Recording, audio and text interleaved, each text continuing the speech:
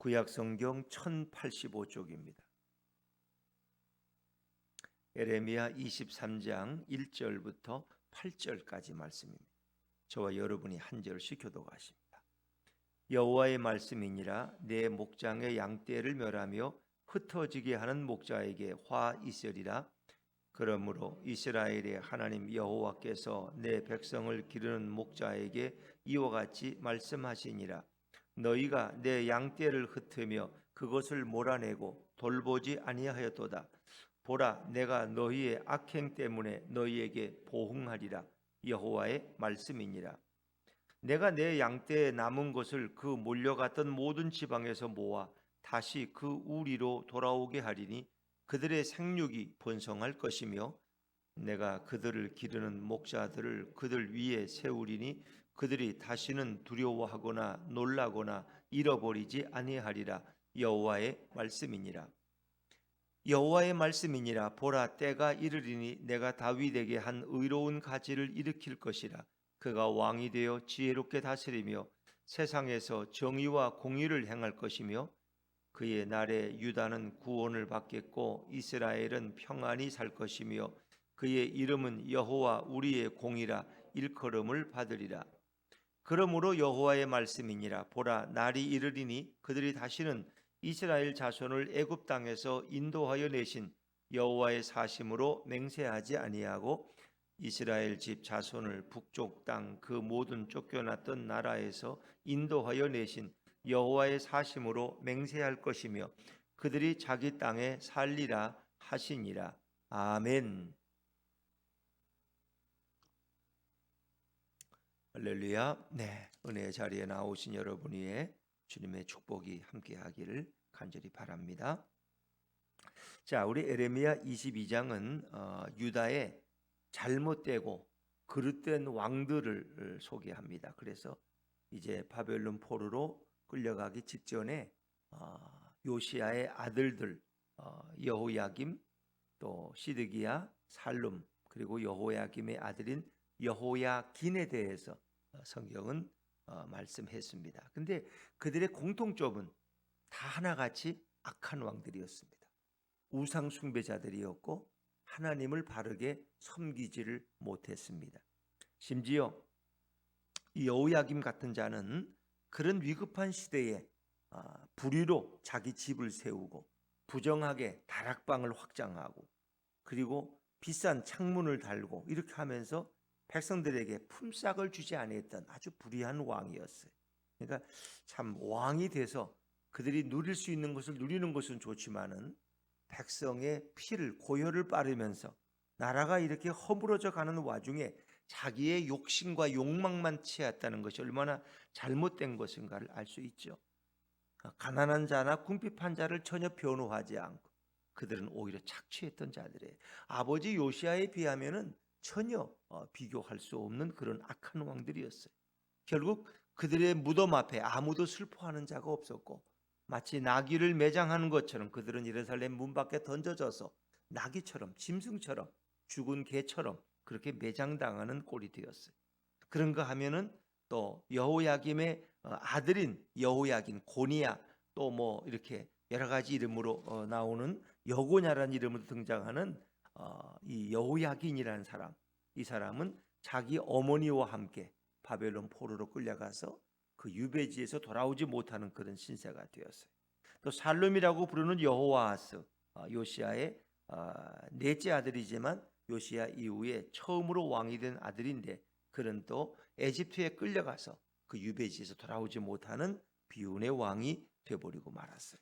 자, 여러분, 이런 악한 왕들의 공통점은 하나님을 등지고 있다. 하나님과의 언약을 파기했어요. 그들로 인해서 누가 고생하는 거예요? 백성들이 고생하는 거죠. 대통령을 잘못 만나면 백성이 고생하는 거예요.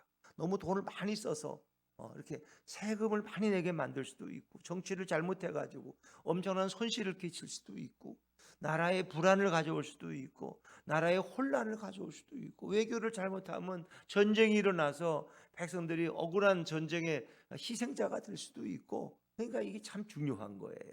대통령이나 총리나 장관이나 국회의원들이나 도지사들이나 그 지도자들의 책임은 너무 중요한 거예요. 정명석이 같은 그런 이상한 또 사이비 목자를 만나면 그 많은 교인들이 죄 없이 희생당하는 거예요. 이렇게 정명석이만 따르면은 예수보다 더 높은 사람이라서 그만 따르면 좋은 일이 생길 줄 알았는데 그 가문에 부끄러움을 당하고 이게 사회적으로 매장을 당하고 참 많은 어려움을 재산을 다 빼앗기고 헌납하고 순결을 잃어버리고 이런 엄청난 일들. 그러니까 참 자식은 좋은 부모를 만나고 백성은 좋은 지도자를 만나는 게 너무 중요하겠죠. 또 교우들은 좋은 목자를 만나는 것도 너무 중요하겠죠. 자, 근데 우리가 22장에서 소개된 목자들은 한결같이 그릇되고 잘못된 목자들. 이제 여기서 목자라는 말은 지도자, 왕을 가리키는 거예요.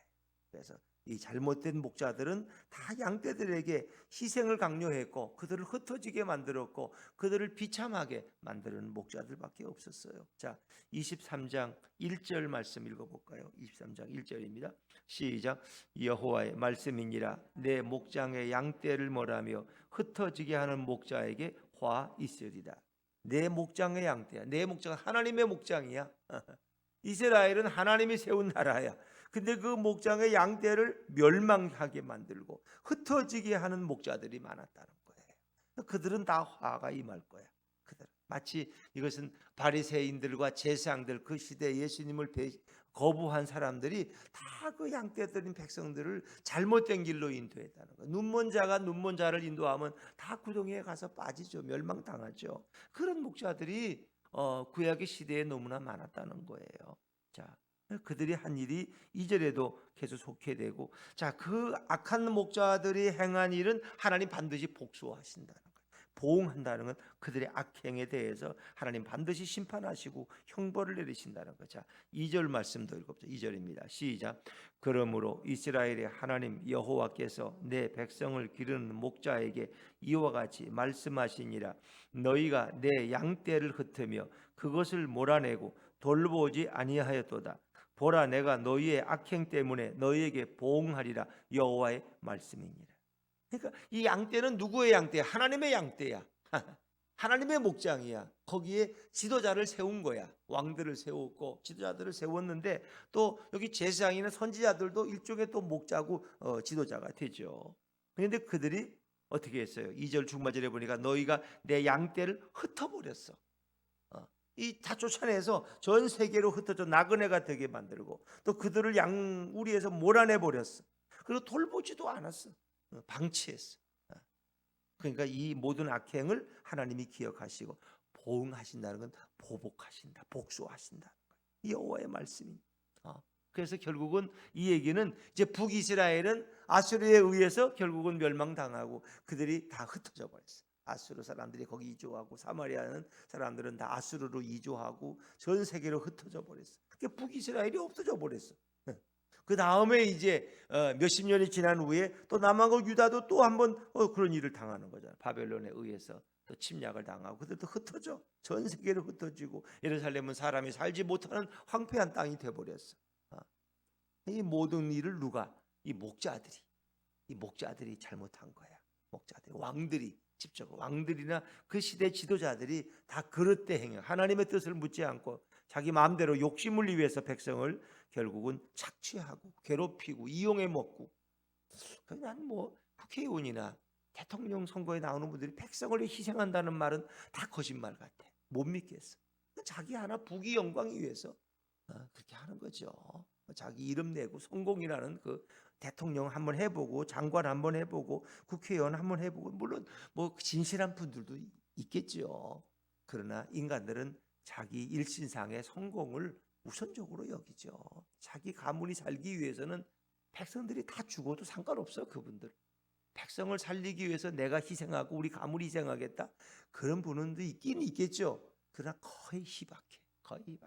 다 자기 자신 잘 되려고 자기 이름 내려고. 그 흔히 하는 말이 뭐 호랑이는 죽어서 뭐 가죽을 남기고 사람은 죽어서 이름을 남겨야 돼. 그래서 이름 한번 남기는 거야 그냥. 근데 이제 그들이 진짜 예수님의 사람이 되면 예수님이 그들 안에 주인이 되면 그들은 달라져. 사도 바울이 복음을 위해서 매를 맞고 이렇게 몇 번이나 파선당하고 자기를 내어주듯이 예수님의 제자가 되면 그런 삶을 살죠. 그런데 정말 정치인들이 그리스도의 사람이 되지 않으면 다 자기 욕망과 자기 진영, 자기 따르는 사람들 하나 잘 먹이고 나중엔 잘못하면 그들 다 감옥 보내고 그것이 그들의 인생. 근데 누군가가 또 그 악역을 해야 돼. 악역을 안 하면 누가 하겠어요? 그러니까 누군가는 또 그 일을 해서 존경을 받기도 하고 비판을 받기도 하고 가문이 패망하기도 하고 그러는 거죠. 자, 이렇게 악한 목자들에 의해서 결국은 북이스라엘, 남한국 유다는 철저하게 파괴되고 백성들은 다 흩어져 버리고 말았어요. 그리고 수많은 사람들이 비참한 죽임을 당했어요. 자, 근데 하나님이 이제 때가 되니까 그들을 다시 돌아오게 하고 그 나라를 다시 세우시는 것. 자, 3절 말씀입니다. 3절입니다. 3절. 시작. 내가 내 양떼에 남은 것을 그 몰려갔던 모든 지방에서 모아 다시 그 우리로 돌아오게 하리니 그들의 생육이 번성할 것이며 그 남은 자들을 렘난트 남은 자들을 다시 그 몰려갔던 모든 지방 각 이방 땅에서 다시 모아서 다시 그들로 우리라는 것은 양떼를 걷어드는 것이 우리 아닙니까? 그러니까 다시 그 이스라엘 땅으로 팔레스타인 땅으로 돌아오게 하리니 그들의 생육이 이전보다 번성할 것입니다. 근데 그 백성이 돌아와서 작은 자들이 사는 것이 아니라 그들이 큰 무리를 이룰 거라는 거예요. 1000명이 약한 자가 1명이 10,000명을 이루고 1000명이 만 명을 이루고 이렇게 무수하게 번성할 것이라. 이것은 이제 어느 한 시대 다시 바벨론에서 돌아오는 것만을 가리키는 것이 아니라 바벨론 이후 시대에 그 이후 시대에 교회의 시대에 전 많은 사람들이 교회로 그리스도의 몸으로 돌아오는 것을 예고하고 있는 거예요. 그리고 하나님은 목자를 세워서 이제 그들을 바른 길로 인도하신다는 거예요. 자, 4절 말씀입니다. 4절 시작. 내가 그들을 기르는 목자들을 그들 위에 세우리니 그들이 다시는 두려워하거나 놀라거나 잃어버리지 아니하리라. 여호와의 말씀이니라. 앞에 목자들은 다 엉터리 목자들, 악한 목자들, 악한 목자들. 근데 이제 진정한 목자들을 세우신다는 거예요. 진정한 목자들을. 그래서 그들은 이런 일에 대해서 두려워하지도 않고 놀라지도 않고 이제 그 목자들로 인해서 이 백성들은 다시는 두려워할 일이 없어. 놀랄 일도 없어. 예루살렘 성이 하루아침에 바벨론에 의해서 멸망당하고 쫓겨나고 이렇게 시체가 될 때 얼마나 놀랐겠어요. 얼마나 두려움과 공포에 그 백성이 떨었겠어요. 전쟁이 난다면 우리는 그 비참한 것을 보고 얼마나 심장이 떨리겠어요. 그러나 이제는 그럴 일이 없다. 두려워하거나 놀라거나 잃어버리지 아니하리라. 하나님이 세우신 목자들을 통해서. 근데 그 목자의 중심이 누구냐? 물론 많은 지도자들을 세우죠. 그런데 진정한 목자를 세우신다는 그분이 누구냐? 바로 예수 그리스도예요. 자, 5절 말씀으로 갈까요? 5절입니다. 5절 시작. 여호와의 말씀이니라. 보라, 때가 이르리니 내가 다윗에게 한 의로운 가지를 일으킬 것이라. 그가 왕이 되어 지혜롭게 다스리며 세상에서 정의와 공의를 행할 것이며. 그렇죠. 보라, 때가 이르리니 내가 다윗에게 한 의로운 가지를 일으킬 것이라. 그러니까 그 이 땅에 진정한 목자로 오시는 분은 누구의 후손으로 오는 거예요? 다윗의 후손. 다윗에게 한 의로운 가지. 그러니까 다윗의 후손 가운데 내가 한 가지를 일으킨다. 그런 얘기예요. 자, 우리가 이제 이것이 메시아에 대한 예언은 이사야서 9장, 7장 또 11장에 나오죠. 11장 1절을 제가 한번 읽어볼게요. 이새의 줄기에서 한 싹이 나며 그 뿌리에서 한 가지가 나서 결실할 것이요. 이새의 줄기. 이새는 다윗의 아버지니까 다윗의 후손 가운데 한 목자를 일으킬 것이다. 근데 한 의로운 가지, 그분은 의로운 분이에요. 그래서 이 땅에 오시는 메시아는 다윗의 후손 가운데 온다. 그래서 많은 사람들이 예수님을 부를 때 다윗의 아들 예수여, 다윗의 후손으로 오시는 예수여, 나를 불쌍히 여기소서. 메시아는 다윗의 후손 가운데 오시기 때문에 다윗에게 한 의로운 가지, 그러니까 한 싹이라고도 하고 한 가지, 그렇죠? 한 가지라고 표현하죠. 그러니까 고목나무에서 가지가 하나 뻗는 거야.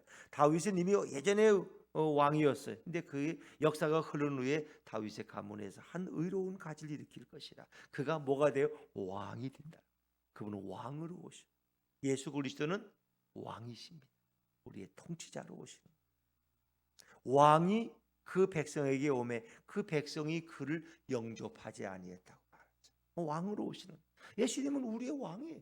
당신의 왕이에요. 당신의 왕이 누구세요? 대통령이 당신의 왕이세요? 세종대왕이 당신의 왕이세요? 아니에요. 어떤 사람은 물질이 자신의 왕이에요. 그 돈 앞에는 꼼짝 못해. 의리가 자신의 왕이야. 근데 예수 그리스도가 우리의 왕. 그가 왕이 돼요. 그런 지혜롭게 다스리며, 밑에는 형통이라고 표현합니다만 그분의 하시는 일은 다 형통해. 그분은 지혜롭게 세상을 다스리고 세상에서 정의와 공의를 행할 것이라. 그분은 정의와 공의로 다스릴 거예요. 그러니까 메시아 왕국의 특성은 공의와 정의로 다스리는 거예요. 예수님이 오셔서 이루실 그 나라는, 재림의 주님이 이루실 나라는 정의와 공의로 행할 것이라. 이런 특징. 이게 이제 메시아를 이야기하는 거죠. 이 땅에 오실 메시아가 다스릴 나라. 이 땅에 오시는 우리의 참 목자. 그래서 예수님은 자신을 뭐라고 표현했어요? 나는 선한 목자라. 요한복음 10장 11절. 나는 선한 목자라. 선한 목자는 양들을 위하여 목숨을 버리거니와. 그분은 진짜 선한 목자예요. 그 목자들은 왕이나 지도자들을 가리키는. 그런데 오늘 에레미야가 말하는 앞에 요시야의 아들들은 다 악한 목자들이었어요. 악한 자기의 욕심만을 위해서 살아갔던 자들, 그 양떼들을 학대하고 다 내어 쫓고 결국은 멸망시키는 목자들이었어요. 요한복음 10장 12절에 보니까 예수님은 자신을 선한 목자, 양들을 위해서 자기 목숨을 버리는, 그래서 그분은 목숨을 버리신 거야. 선한 목자는. 선한 목자. 대통령이 자살하는 게 선한 목자가 아니라 대통령이 백성을 위해 자기 생명까지도 내어놓을 수 있죠.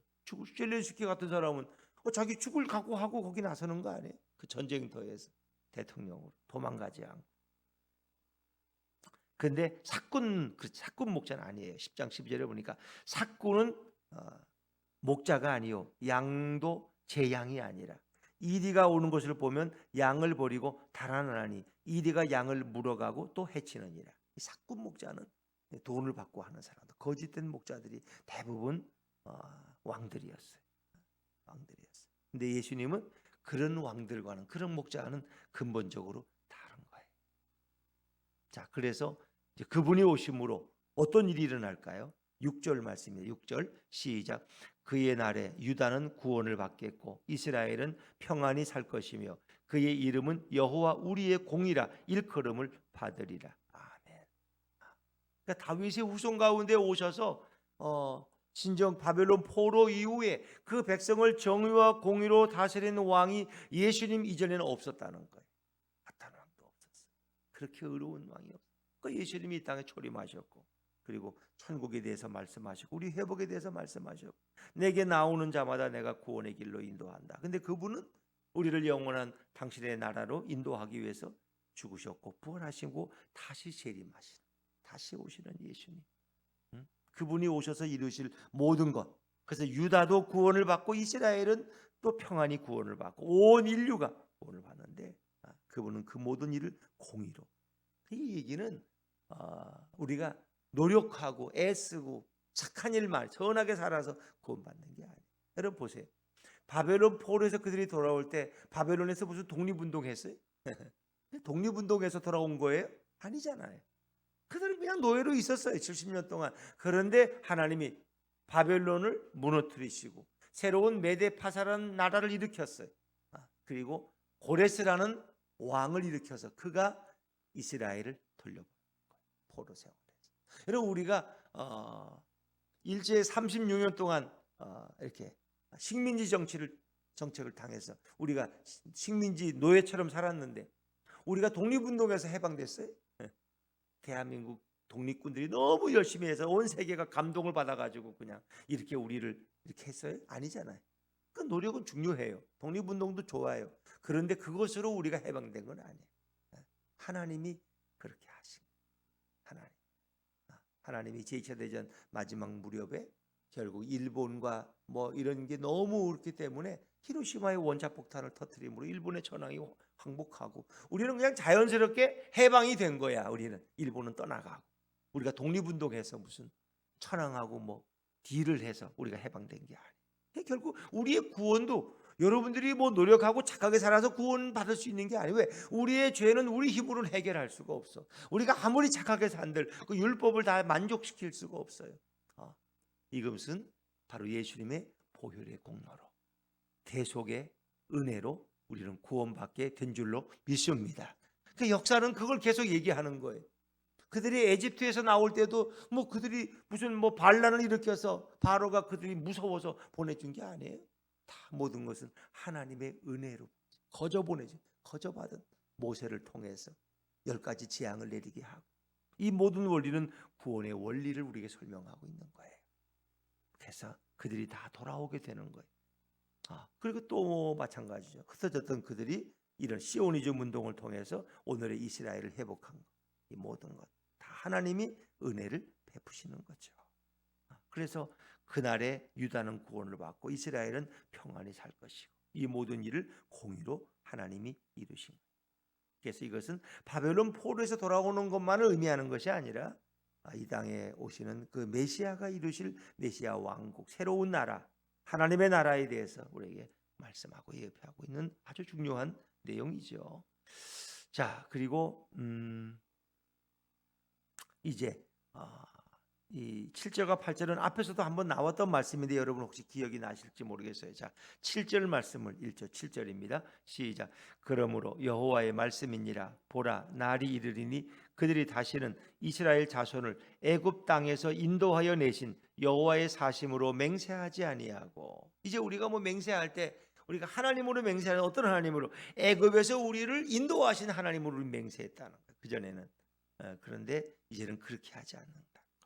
이제는 어떻게? 8절입니다. 8절 시작. 이스라엘 집 자손을 북쪽 땅 그 모든 쫓겨났던 나라에서 인도하여 내신 여호와의 사심으로 맹세할 것이며 그들이 자기 땅에 살리라 하시니라. 그래서 바벨론 포로에서 돌아온 그 북쪽 땅에서 돌아온 그것은 출애굽과는 비교할 수 없는 거예요. 근데 그보다 더 나아가서 예수 그리스도가 전 인류를 죄악의 노예의 자리에서 우리를 구원하신 것은 그 출애굽이나 바벨론 포로 귀환과는 또 비교할 수 없는 거예요. 그 진정한 구원을 이루신 그 하나님, 이제 그분의 이름으로 맹세하게 된다는 거예요. 이것은 앞으로 에집트에서의 출애굽과는 비교할 수 없는 큰 구원을 하나님이 이루실 것을 말씀하는 거죠. 이것은 에레미야 16장 14절 15절에 이미 한번 소개됐던 말씀이에요.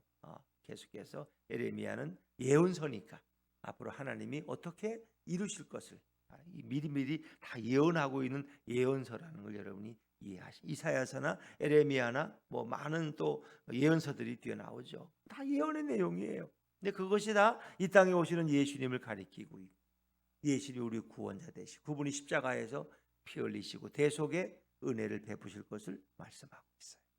그래서 성경은 이 모든 짝이 맞는 거예요. 신약과 구약이 짝이 맞고 그분의 그 예언자들을 통한 예언이 결국 2중 3중의 예언이 되어서 이루어져 왔고 이제 예수님이 재림하심으로써 그것이 완성되어질 것을 성경은 말씀하고 있는 거예요. 그렇습니다. 예수 그리스도 그분이 바로 우리의 왕이시고 우리의 진정한 목자가 되십니다. 세상의 대통령이 여러분을 뭐 그렇게 안 해요. 부시가 뭐 트럼프가 아니에요. 그들은 그냥 지나가는 사람들에 불과해. 임시 목자에 불과해요. 예수 그리스도만이 우리의 영원한 목자가 되세요. 그래서 우리는 사순절을 보내면서 그 예수님, 우리의 메시아로 이 땅에 오신 구원자를 깊이 묵상하고 다시 그분을 떠났던 심령들이 백성들이 그분께 돌아가는 교회 절기를 보내고 있는 것이죠.